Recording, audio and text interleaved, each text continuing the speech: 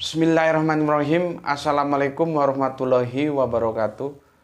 Ashadu an la ilaha illallah, ashadu anna Muhammad Rasulullah.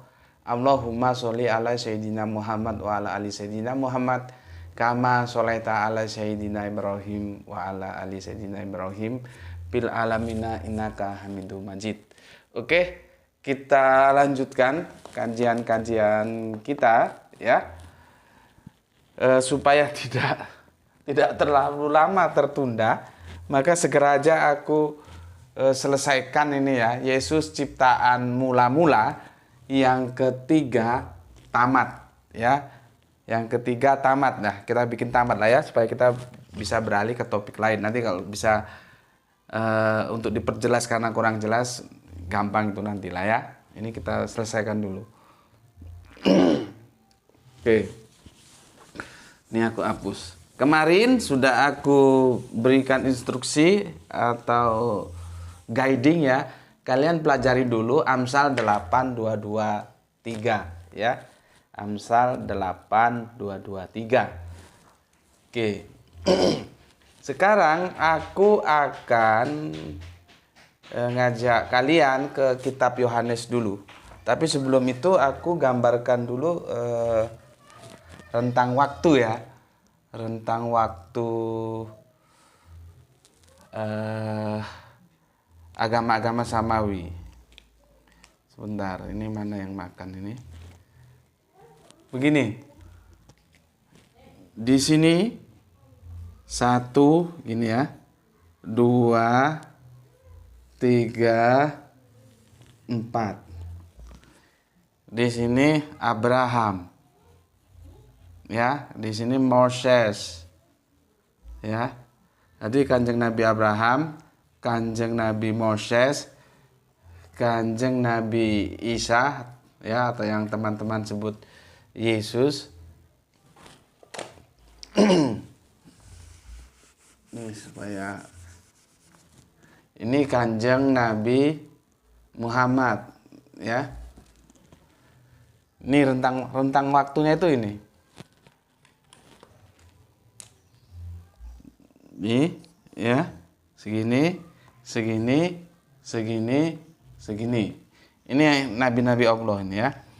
Tentunya ini adalah Milata Abraham. Di sini Milata Abraham. Di sini Yahudi. Di sini Nasrani yang kemudian menjadi Kristen. Nasrani. Di sini Islam. Oke, Kanjeng Nabi Isa itu di sini dia. Kita fokus ke Kanjeng Nabi Isa ya. Ke Yesus, Kanjeng Nabi Isa itu di sini. Kanjeng Nabi Musa atau Moses itu di sini. Kanjeng Nabi Abraham atau Ibrahim itu di sini. Jadi rentang waktu antara Kanjeng Nabi Isa dan Kanjeng Nabi Abraham itu dibatasi oleh Kanjeng Nabi Musa ya, gini. Rentang waktunya itu ini. Kalau dari sini ke sini, ini ada yang bilang 750, ada yang bilang 700 ya. Berarti 7,5 abad, 7 abad. Kalau di sini ini aku belum menemukan sumber sejarah berapa jarak dari Kanjeng Nabi Abraham itu sampai ke Kanjeng Nabi Musa atau Moses ya. Tidak ada sumber sejarah yang bisa menjelaskan secara kuantitatif, meskipun ini semua tentunya masih perkiraan ya. Oke. Jadi kamu bisa bayangkan betapa jauhnya jarak kenabian dari Kanjeng Nabi Abraham sampai ke Kanjeng Nabi Isa atau Yesus. Tetangga lagi hiburan, setel musik, nanti kalau masuk ke ke kajian kita terekam ya dinikmati aja lah ya, sambil mendengarkan musik sambil kita ngaji, atau bisa ditutup sedikit ya jendelanya ya, yang sini juga yang sini ya maklum lah, ini bukan studio yang memang dirancang kedap suara. Yang sini dua. Oke, aku lanjutkan ya. bisa dibayangkan betapa jauhnya jarak ini ya. Betapa jauhnya jarak. Berikutnya kita akan membaca ini. Yesus ada sebelum Abraham ada. Itu sebentar, kacamatanya nggak nampak. Itu ada di Yohanes 8:48 ya. Jadi ini di Yohanes 8:48 ya. Yohanes 8:48 sampai 59. Ini satu perikop nih ya. Kita baca ini dulu.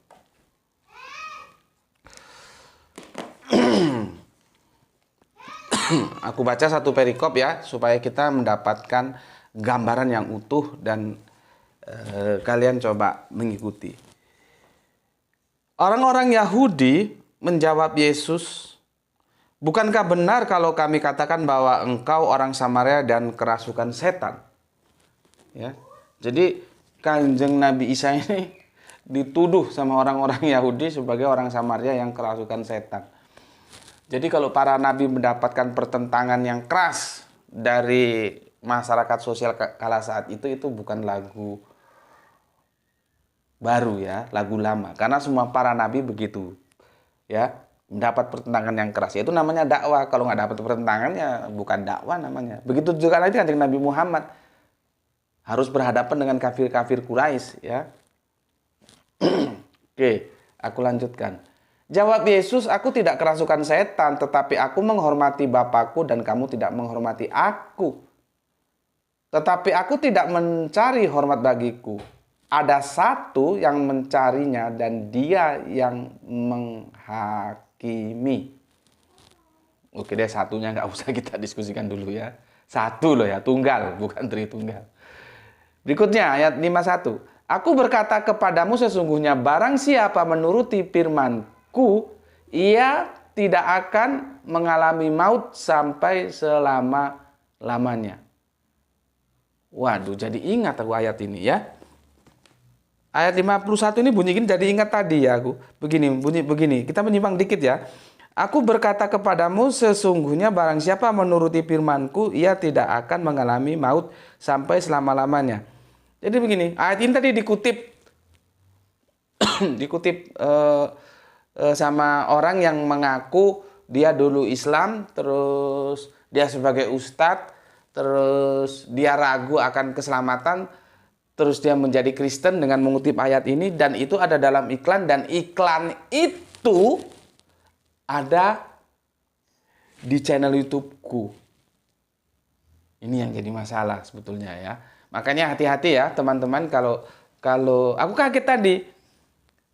Kalau lihat YouTube itu hati-hati, mana iklan, mana enggak. Sebetulnya ya, tapi belum ada aturan yang jelas ya.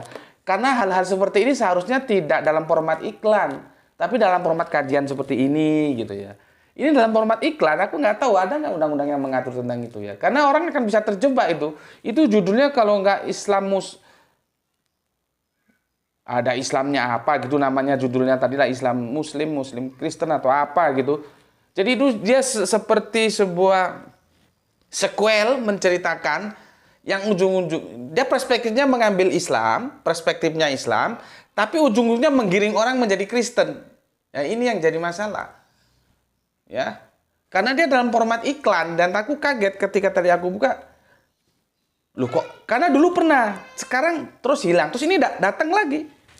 Iklan itu hadir lagi di channelku. Makanya untuk teman-teman yang melihat channelku hati-hati ya.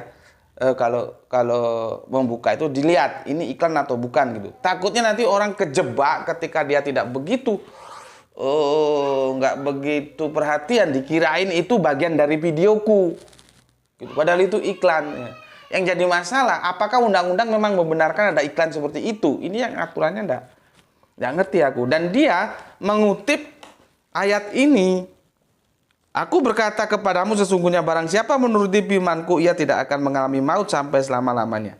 Si orang yang ngaku ustadz, ngaku guru ngaji itu yang kemudian ragu akan surga yang dijanjikan Islam karena katanya tidak pasti, akhirnya dia murtad menjadi Kristen dengan mengutip ayat ini gitu ya. Hati-hati ya. Ya, begitulah keadaannya yang ada di belantika media sosial kita yang ada. Jadi sebagai penikmat media sosial juga Anda harus melakukan filterisasi ya. Oke, aku lanjutkan. Kata orang Yahudi kepadanya, sekarang kami tahu bahwa engkau kerasukan setan. Wah, jadi Yahudi ini tetap mendesak bahwa Kanjeng Nabi Isa atau Yesus itu dituduh kerasukan setan. Sebab, ini kata Yahudi tadi ya, Abraham telah mati dan demikian juga nabi-nabi. Namun engkau berkata, barang siapa menuruti firman-Ku, ia tidak akan mengalami maut sampai selama-lamanya.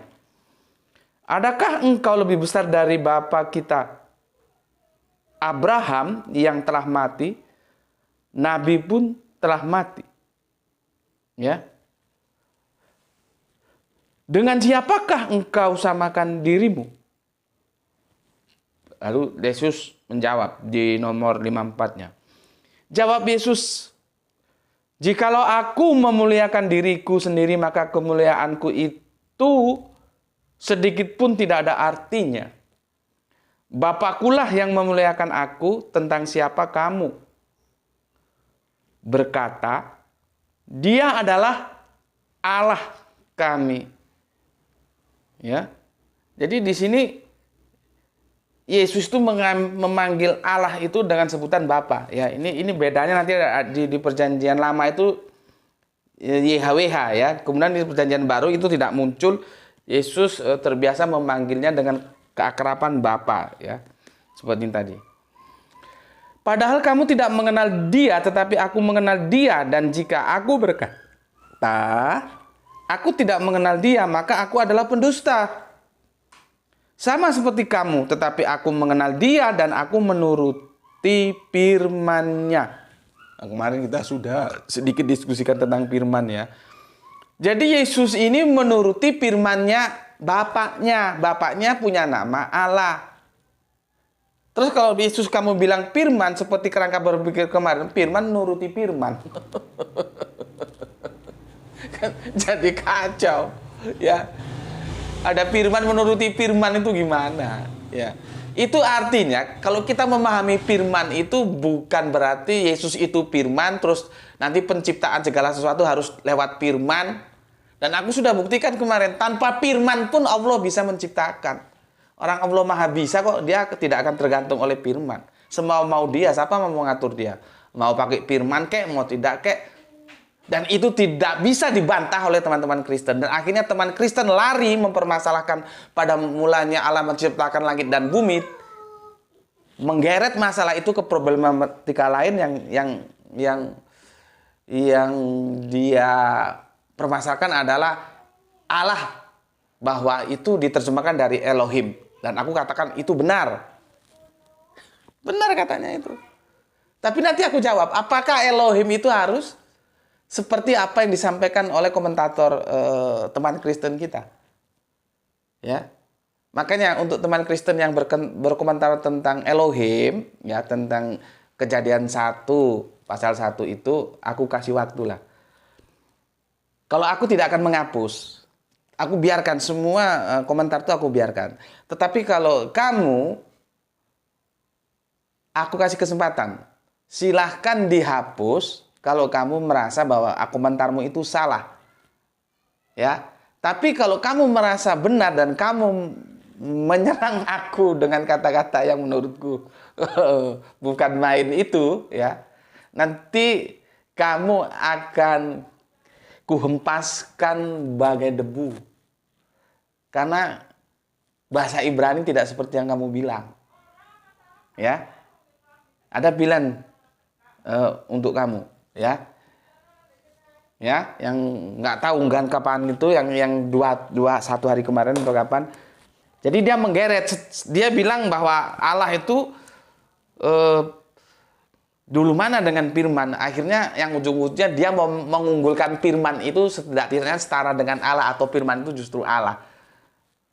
Karena dia mau mengatakan tanpa firman tidak ada yang diciptakan. Apa nih? Orang Allah bikin langit dan bumi tanpa firman juga bisa kok. Tetapi akhirnya dia lari lagi mengatakan bahwa di situ Elohim yang dipermasalahkan. Ya, tidak seperti itu bahasa Ibrani. Ya, makanya aku kasih waktu daripada kamu nanti malu ya. Kalau kamu merasa komentarmu itu salah, ya, kamu gini aja lah. Apakah komentarmu itu benar atau tidak? Silakan diskusikan sama teman-teman Kristenmu yang terdidik loh ya. Teman-temanmu yang terdidik. Gini aja supaya kalian tahu, ya. Ini nanti akan aku bahas juga. Ya.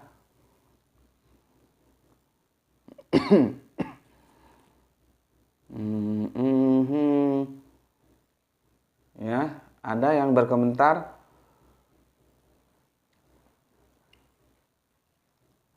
Ini ya. Ini ini yang ketiga. Jadi komentarnya di Yesus ciptaan yang mula-mula. Yang kedua ya. Dia bilang begini, Gus Thomas baca teks kitab Kejadian 1:1 bahasa Ibrani. Dia kopas Ibraninya. Transiter Ibraninya Bereshit bara Elohim et ha samayim we et ha aretz. Terjemahan baru pada mulanya Allah menciptakan langit dan bumi. Dalam bahasa Ibrani menggunakan kata Elohim yang artinya plural. Jawaban Anda mengolok dirimu sendiri dalam ketidaktahuanmu. Ilmu cetek kok membual. Nah, itu. Terus ini teman Kristennya mengompori lagi ya di dalam komen ini ya. Nah, aku kasih tahu, aku ingatkan kepada ini huruf D ini yang komen ini, kalau kamu merasa benar ya silahkan. Ini biar aja begitu ya. Dan nanti aku jungkalkan kepalamu supaya kamu ngerti bahwa Elohim itu tidak hanya berarti plural, ya. Tapi kalau kamu merasa ini tidak benar dan untuk itu kamu silahkan diskusikan sama teman-temanmu yang mengerti bahasa Ibrani, ya, dengan pendetamu, dengan Kristen-Kristen terdidik lah. Apakah Elohim itu hanya bermakna plural? Nah, nanti kalau kamu sudah dapat pencerahan, ternyata ini salah, kamu hapus, ya. Tapi kalau ini tidak hapus, aku akan jelaskan ini dan aku akan jungkalkan kepalamu nanti, supaya kamu tidak selamanya terkekang dalam kebodohan seperti ini. Kan aku sudah jelaskan kemarin tentang mutasabihat. Apa gunanya aku menjelaskan mutasabihat sampai begitu rincinya kalau untuk tidak memahami ayat-ayat yang demikian? Ya. Dan aku sudah bilang meskipun mutasabihat itu aku ambil dari perspektif Al-Qur'an, tapi itu berlaku universal. Dalam kitab suci apapun terjadi begitu. Ada diksi yang itu sudah jelas mukamat, tapi ada diksi yang polisemi ya. Dia mau kemana? Nah, sekarang kamu tanya sama temanmu atau pendetamu atau siapalah ya. Elohim itu polisemi tidak? Nanti kalau kamu sudah mendapatkan jawaban ya, dan kamu sudah mengerti bahwa ternyata ini salah, kamu hapus. Kalau aku nggak akan pernah mau menghapus apapun komentar orang, aku biarkan, tidak akan aku hapus. Ya. Tapi kalau kamu tetap pertahankan, berarti kamu ini anggap benar ya, bahwa Elohim itu artinya hanya plural saja. Kepalamu nanti tak jungkelkan sama aku, supaya kamu belajar bahasa Ibrani ya.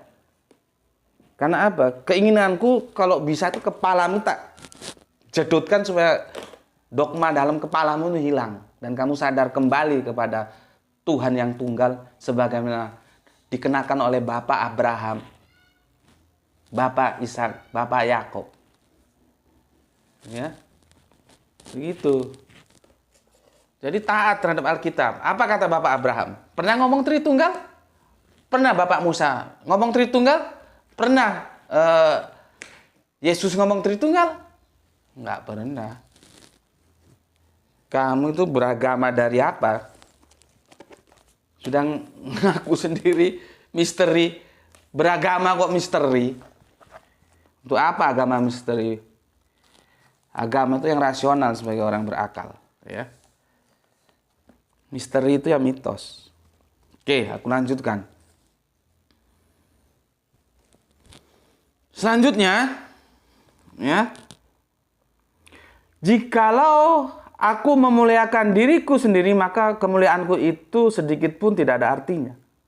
Bapakkulah yang memuliakan aku, tentang dia siapa kamu berkata? Dia adalah Allah kami. Padahal kamu tidak mengenal dia, tetapi aku mengenal dia. Dan jika aku berkata aku tidak mengenal dia, maka aku adalah pendusta. Sama seperti kamu, tetapi aku mengenal dia dan aku menuruti firman-Nya.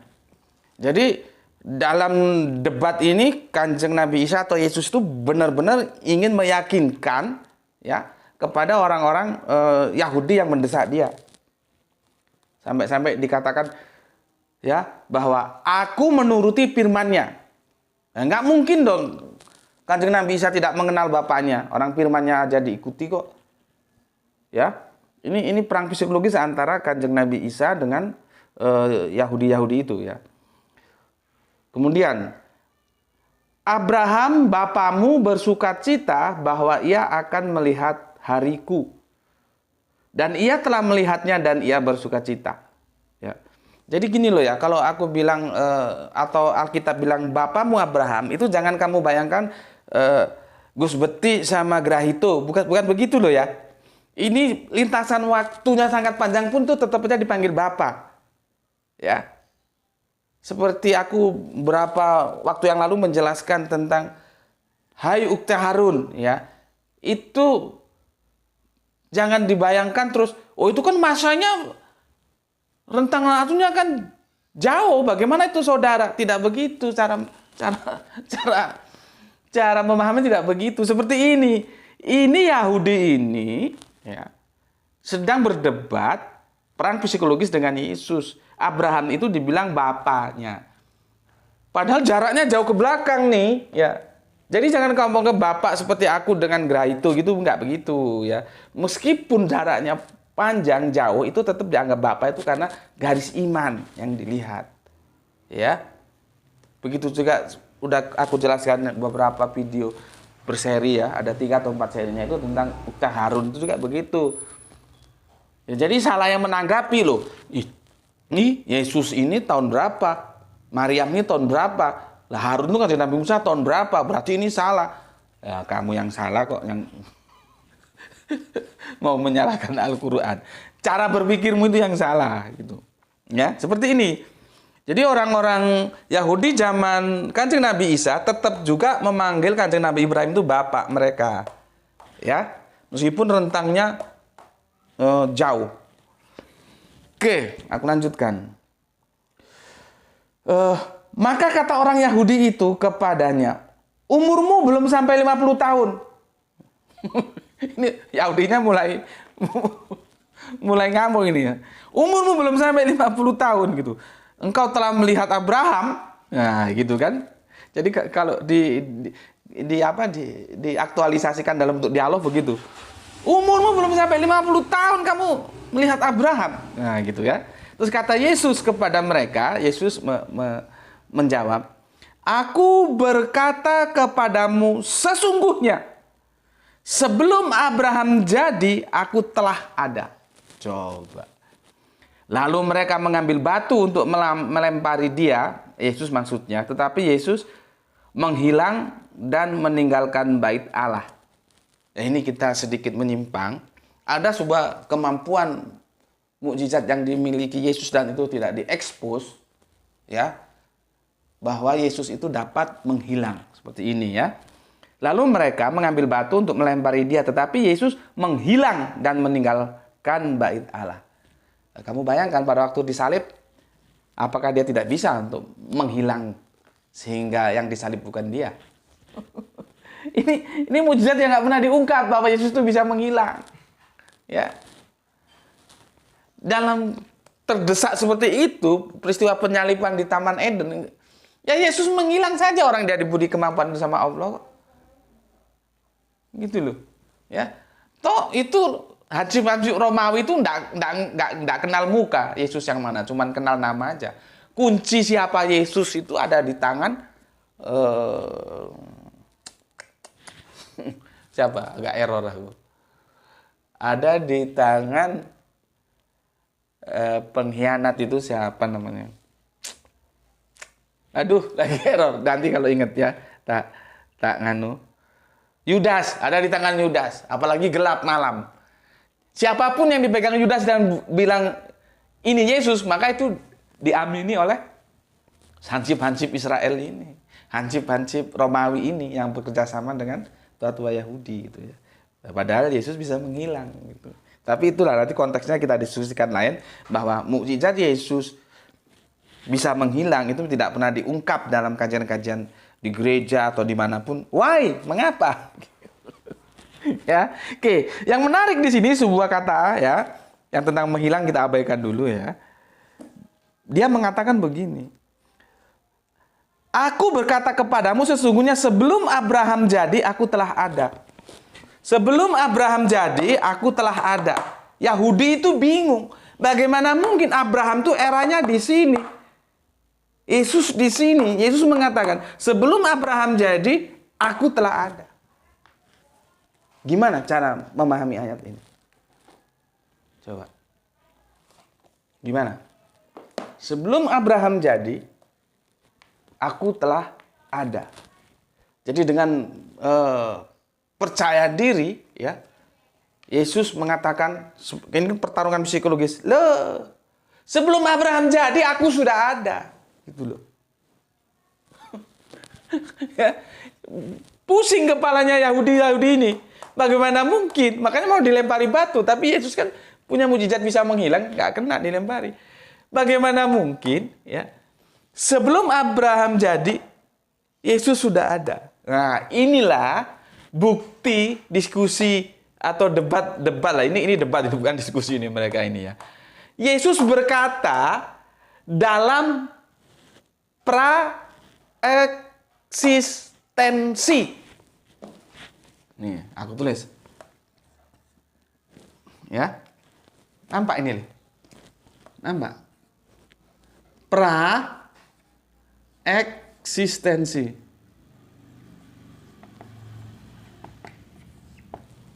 Makanya Yahudi bingung, karena Yahudi berbicara dalam konteks eksistensi. Bagaimana Kanjeng Nabi Isa ada sebelum Ibrahim atau Abraham dijadikan, orang lahirnya aja dia setelah Kanjeng Nabi Musa. Itu loh, ya.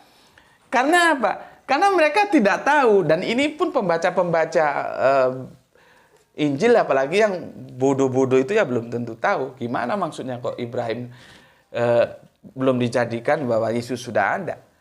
Nah, maka kalau kita membaca sequel ini ya, aku ulangi lagi sequelnya, kalimatnya ya. Aku berkata kepadamu sesungguhnya sebelum Abraham jadi, aku telah ada. Itu perspektifnya dia perspektif praeksistensi. Ya, praeksistensi. Seperti aku sudah jelaskan kemarin, ada dua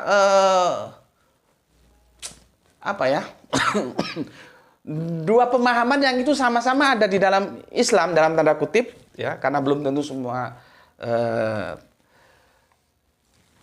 Islam menerima ya. Dan itu seperti yang dipahami oleh teman-teman Kristen. Kalau teman-teman Kristen itu ya, Yesus itu ini agak jelimet menjelaskannya. Sebagai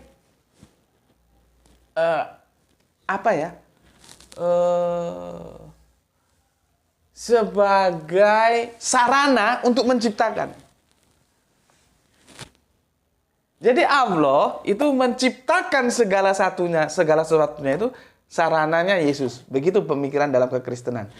Sama dengan pemikiran dalam Islam yang aku jelaskan kemarin tentang Nur Muhammad, yang hadisnya itu sudah aku jelaskan kemarin kan.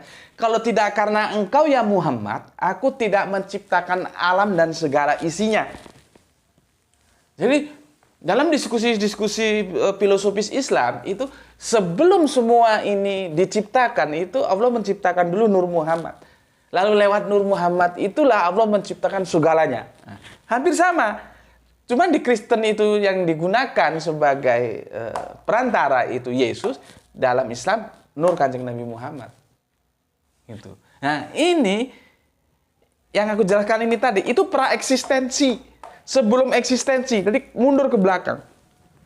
Begitu juga Yesus mengatakan bahwa sebelum Abraham dijadikan, Yesus sudah ada. Dia masuk ke praeksistensi ini. Ya. Paham di sini? Ini agak jelimet sepertinya. Praeksistensi ini nanti merujuk ini loh. Yang aku jelaskan kemarin, Amsal 8, 22, 3. Ya. Amsal 8, 22, 3. Jadi kalau sebentar, minum dulu. Udah berapa lama, Le? Bismillah.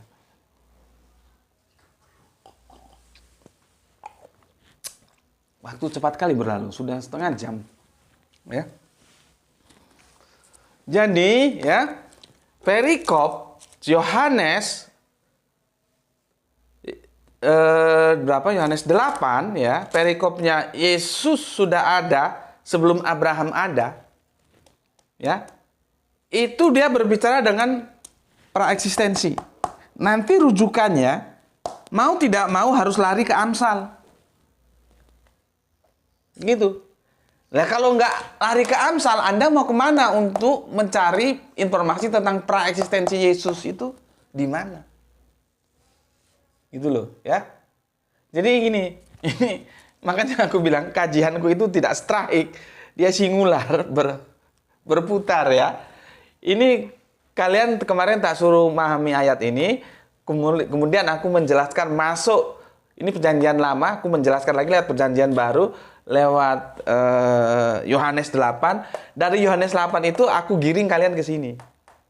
Jadi begini, perikop Yesus ada sebelum Abraham ada, itu berbicara praeksistensi. Ya. Nah, jawabannya itu ada di praeksistensi. Di mana jawaban itu ada? Ya di Amsal ini. Ya. Nah, sekarang di Amsal ini apa katanya? Ya. Nih kita tulis. Kamu sudah baca lah ya. Kamu sudah baca kemarin. Sebentar. Amsal 8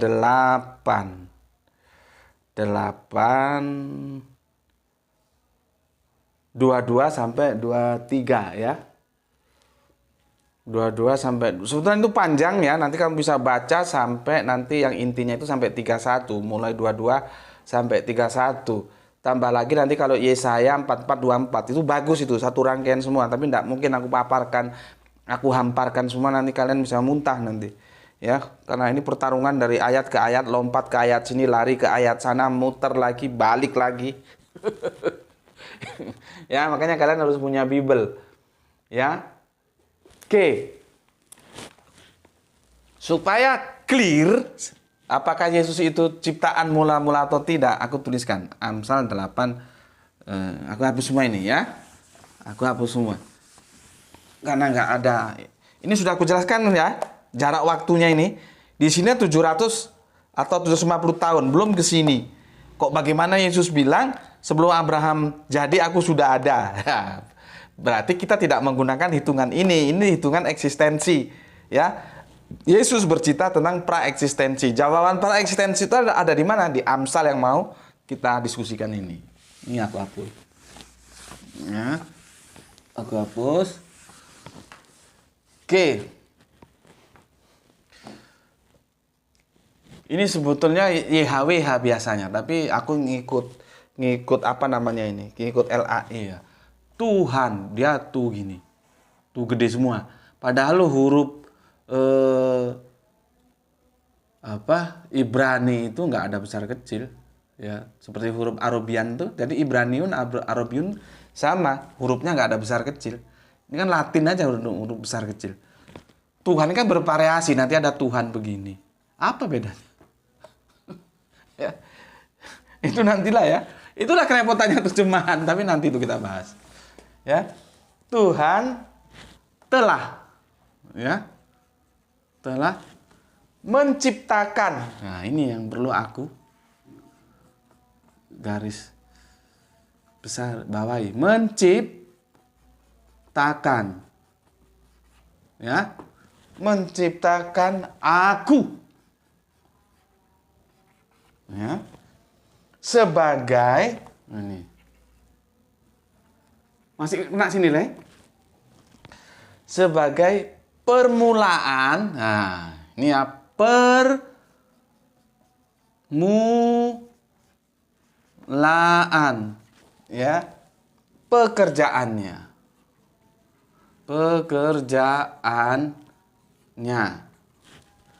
oke, sebagai perbuatannya,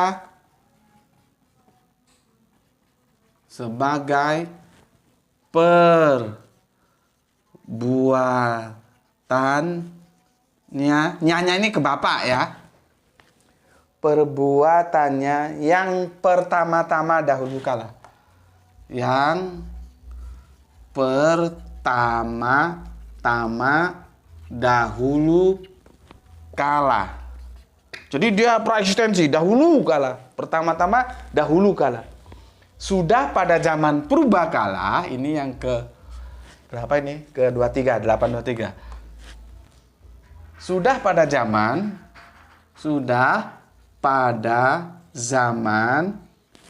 ya. Sudah pada zaman purbakala aku dibentuk, ya. Sama dengan Al-Qur'an, ya, ada cipta, ada bentuk, ya.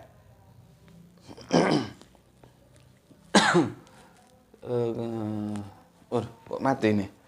Aku dibentuk, ya, sebentar. Aku dibentuk pada mula pertama,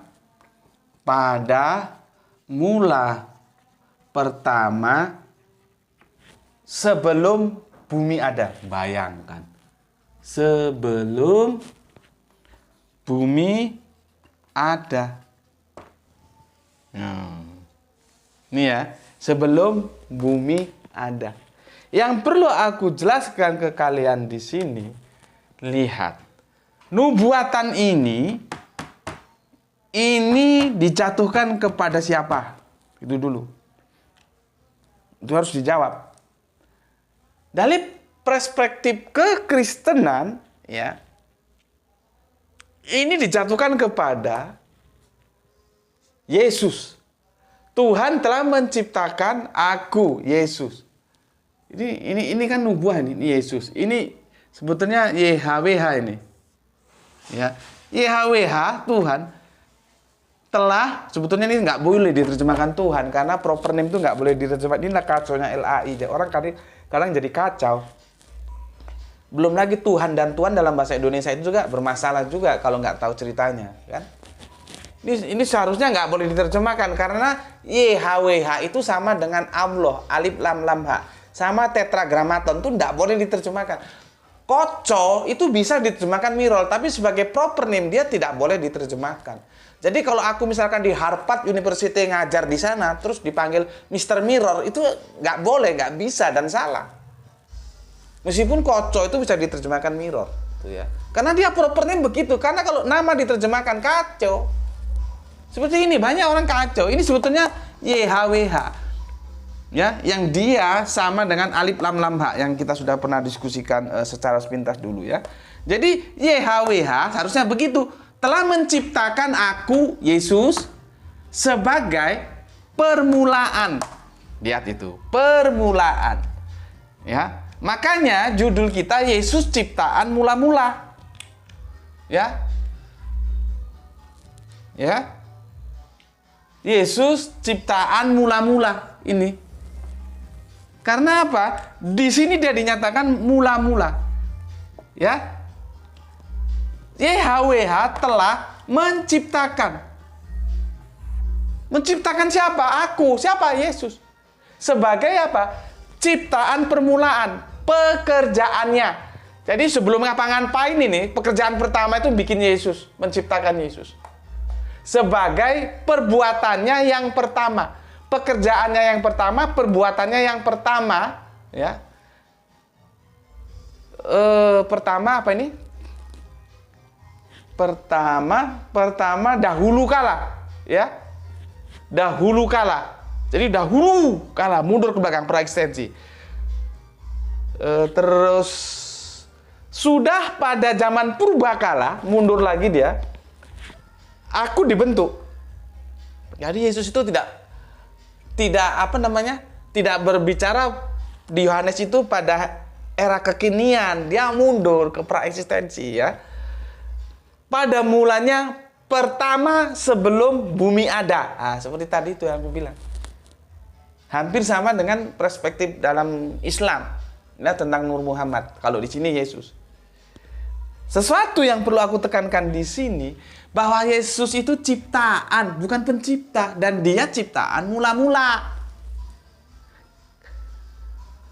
Apakah aku setuju bahwa Yesus itu ciptaan mula-mula?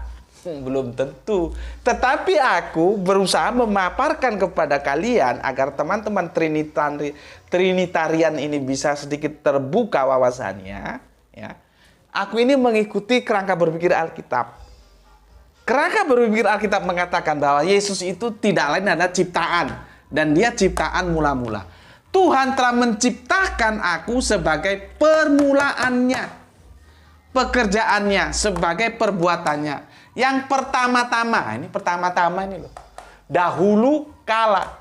Sudah pada zaman purbakala aku dibentuk. Pada mula pertama sebelum bumi, jagat ini ono. Dia merupakan ciptaan permulaan. Maka judulku aku kasih judul, Yesus itu ciptaan dan dia ciptaan mula-mula. Masih mau bantah bahwa Yesus itu bukan ciptaan? Masih mau ngotot Yesus itu Allah? Ya, clear ya? Jadi ini ada di Amsal 8 22 sampai 23. Ya. Masih nampak sini deh. Ya. Bahwa Yesus itu ada ciptaan. Masih mau bantah ini? Kalau Yesus itu ciptaan, masih mau ngotot Yesus itu mencipta. Apa yang bisa dia cipta? Ya. Kalau aku mau ngomong atau menyampaikan bahwa Yesus itu ciptaan, ini argumentasi dalilnya. Dan itulah cara menghormati Yesus. Jangan Yesus tidak bisa mencipta apa-apa, kamu bilang dia pencipta. Jangan Yesus itu bukan Allah, kamu bilang Allah. Itu penghinaan itu. Menghina Yesus juga menghina Allah. Karena Allah berkata, hendak dengan siapa aku kau samakan? Ya, oke. Untuk mendukung argumentasi dalil Amsal 8:2-3 ini, kita bisa nukil ayat lain. Ya.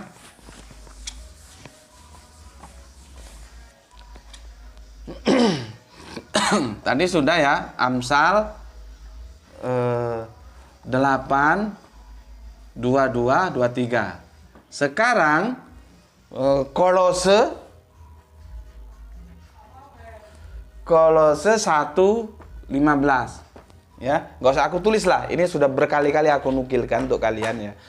Ia adalah gambar Allah yang tidak kelihatan, yang sulung.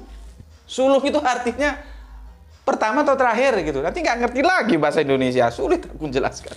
Ya, jadi dia adalah gambar Allah ya, yang tidak kelihatan, yang sulung, lebih utama dari segala yang diciptakan. Jadi ini ciptaan yang sulung. Ini loh. Ya. Judulnya itu kalau di Kolose ya, aku buka. Bentar. Kolose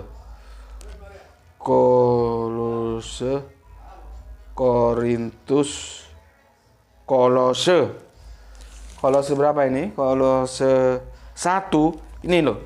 Ini Kolose ya. Ini Kolose. Ini 1, ini lihat ini. Kolose 1:15, keutamaan Kristus. Jadi berbicara tentang Kristus. Ya, bahwa Kristus itu adalah gambar Allah. Gambar Allah itu Allah bukan? Coba. Gambar Allah itu Allah atau bukan? Ada kemarin sudah aku kasih contoh ya. Gambar roti itu roti atau bukan? Yang kau makan tuh roti atau gambarnya roti? Supaya kamu, otakmu itu sedikit terbuka sehingga ngerti, oh gambar Allah. berarti dia bukan Allah. Karena gambar Allah itu bukan Allah, itu gambarnya. Gambarnya roti itu bukan roti. Gitu loh. Sebetulnya yang membuat aku kadang-kadang geli, kalian itu pelajaran bahasa Indonesia dapat berapa sih nilainya ya? Kok sulit sekali memahami seperti ini? Kan sudah jelas bahwa Kristus itu gambar Allah ya. Dia adalah sulung lebih utama dari segala yang diciptakan. Tetap aja dia ciptaan. Tetap aja dia ciptaan. Ya. Jadi kalau ciptaan itu Allah atau bukan? Itu aja. Ya. Oke. Berikutnya. Wahyu 3:14. Ini adalah firman dari Amin. Ya. Siapa itu Amin? Sudah aku jelaskan kemarin, Yesus. Apa dia? Permulaan dari ciptaan Allah. Sama, sulung permulaan, mula-mula, di sini juga mula-mula, ya ciptaan lagi. Bolak-balik ya ciptaan Yesus itu. Di sini juga ciptaan. Gitu loh. Terus kamu ngomong pencipta, apa yang bisa diciptakan Yesus? Ayo kasih ayat. Dia itu ciptaan, ya. Yesus itu ciptaan. Ya. Yesus itu ciptaan di Amsal, Yesus itu ciptaan di Kolose, Yesus itu ciptaan di Wahyu. Karena Yesus itu ciptaan, dan ciptaan, maka Yesus itu bukan Yesus itu ya bukan pencipta, karena dia ciptaan, gitu loh. Karena Yesus itu bukan pencipta, maka dia bukan Allah. Karena salah satu bisa diterima sebagai Allah kalau dia mampu mencipta. Gitu loh. Kurang jelas. Ya. Kuliah seperti ini kurang jelas. Nggak tahu aku harus pakai cara apa lagi menjelaskan supaya kamu ngerti. Ya. Coba kalau kita lihat buku-buku pelajaran anakku ini ya, juga zaman aku masih sekolah dulu, bagaimana santunnya mereka. Jadi para saintis itu tidak mengatakan menciptakan. Contohnya James Watt itu mesti orang bilang penemu mesin uap, bukan pencipta. Isaac Newton bukan pencipta gravitasi. Orang Isaac Newton masih belum ada di dunia, masih di awang-awang sana, benda itu setiap depan kamu mesti jatuh ke bawah. Sebelum Isaac Newton ada itu, benda itu kalau dilepaskan mesti jatuh ke bawah. Itu loh. Ini gravitasi bumi. Artinya sebelum ada Isaac Newton, gravitasi bumi itu sudah ada. Cuman orang belum tahu. Makanya Isaac Newton mengatakan menemukan gravitasi bumi. Kalau menemukan berarti ada, tapi belum ditemukan. Bukan menciptakan. Dari situ aja kita bisa lihat bagaimana orang Jawa bilang andap asor. Bagaimana tahu dirinya para ilmuwan itu. Itu orang-orang pinter. Lah ini otak lo tak udang. Dikasih tahu gak mau tahu. Masih ngotot Yesus Allah. Yang diciptakan aja nggak ada kok bilang Yesus Allah. Ya. Ini ilmuwan ini. Mereka tidak berani mengatakan menciptakan mesin uap. Menciptakan bohlam. Tidak ada. Mereka menggunakan menemukan. Artinya itu sudah ada. Karena ilmu ini semua dari Allah. Nggak ada kita itu tahu apa-apa. Nah nanti kalau aku pakai Al-Quran ini teman-teman Kristen nggak terima lagi. Padahal kalau aku mengutip ayat Al-Quran itu sebetulnya meskipun dia dari Quran. Tapi dia berlaku universal. Tidak partikular. Nah, lu ngerti nggak partikular? Nanti pusing lagi kepala lu. Ya. Di Al-Quran itu dikatakan bahwa setiap anak manusia lahir dalam keadaan tidak tahu apa-apa. Dan itu universal meskipun itu dinyatakan dalam Al-Quran. Tapi faktanya mau beragama mau tidak, semua manusia itu mesti lahir dalam keadaan tidak tahu apa-apa. Itu artinya kita itu sebetulnya tidak punya ilmu. Ilmu itu milik Allah lewat pembelajaran, education. Baru kita mempelajari ilmu itu. Makanya ilmuwan itu tidak sok. Dan juga tidak sombong, tidak mengatakan, aku James Watt, menciptakan mesin uap, tidak. Thomas Alva Edison menciptakan bola lampu, tidak. Sir Isaac Newton menciptakan gravitasi, tidak. Banyak lagi penemuan-penemuan Johann Gutenberg, ya, dan banyaklah kalau kamu lihat buku-buku tentang sains itu menggunakan kata menemukan. Itu bentuk mereka tahu diri, mereka sopan, ya, bahwa mereka pada hakikatnya adalah bodoh. Karena setiap manusia itu lahir dalam keadaan bodoh. Artinya apa? Tidak berilmu. Baru nanti lewat mata, pendengaran, dan hati, yang itu disebut akal, nalar ini diisi lewat pendidikan yang masuk lewat mata, lewat pendengaran. Jadi orang itu menjadi pintar. Di-charger pakai ilmu gitu loh. Ilmu itu dari siapa? Dari Allah. Gitu, ya.